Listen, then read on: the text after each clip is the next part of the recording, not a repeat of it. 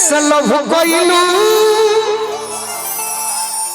ओकरे से परेशानी बा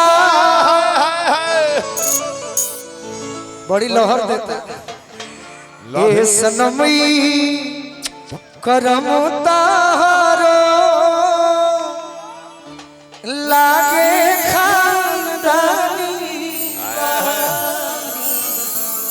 कि दिल जे बनावल पागले नु होई प्यार जे बनावल होई कसाई।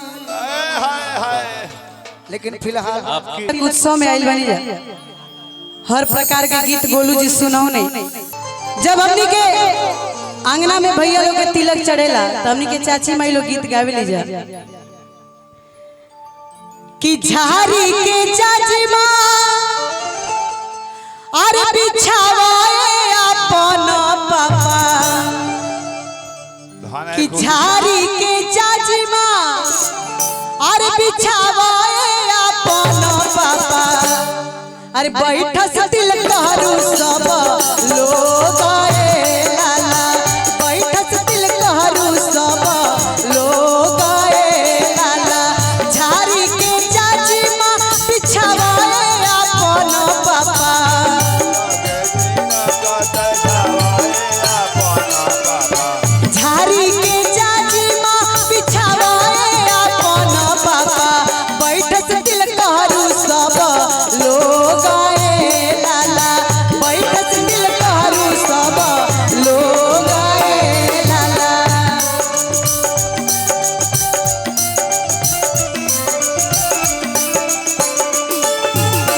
गाई के गोबर से अंगना लिपायो रघुनंदन हरी गजमोती चौका पुरायो सुनो हो रघुनंदन हरी गजमोती चौका पुरायो सुनो हो रघुनंदन हरी।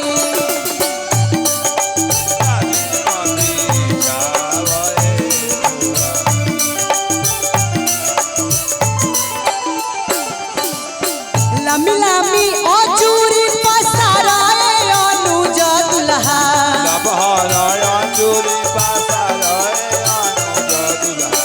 लमी लमी अजूरी पसाराए अनुज दुल्हा।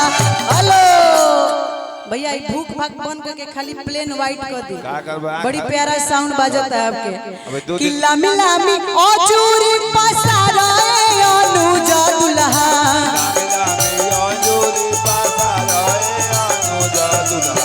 लमी लमी अजूरी पसाराए अनुज दुल्हा लंबी है नाम तो हाराए लाला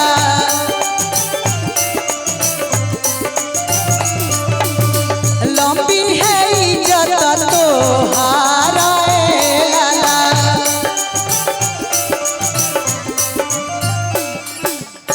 धीरे धीरे हो सरवा धीरे धीरे धीरे धीरे हो सरवा धीरे धीरे हमारा अंगना में ओई हो सरवा धीरे धीरे हमारा अंगना में ओई हो सरवा धीरे धीरे।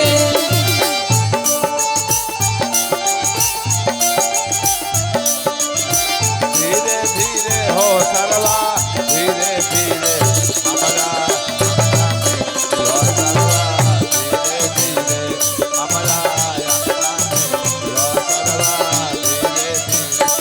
लंबी है नाम तो हाराए लाला।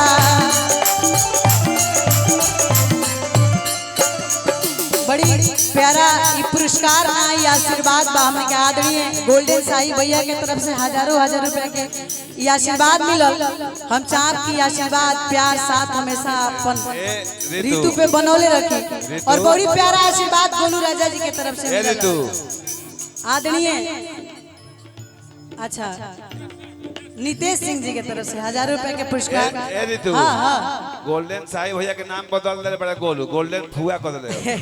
ये आप कहिए, आप कह सकते हैं, आपके लिए कुछ भी माफ है, आप कह सकते हैं। यही में भैया एक और गीत गावल जाला कि तनी पढ़ लो। अच्छा तिलकोरु लोग गई नहीं जा कि बानी जा, गई नहीं जा, हम देखनी पूरी पैक होत रहल।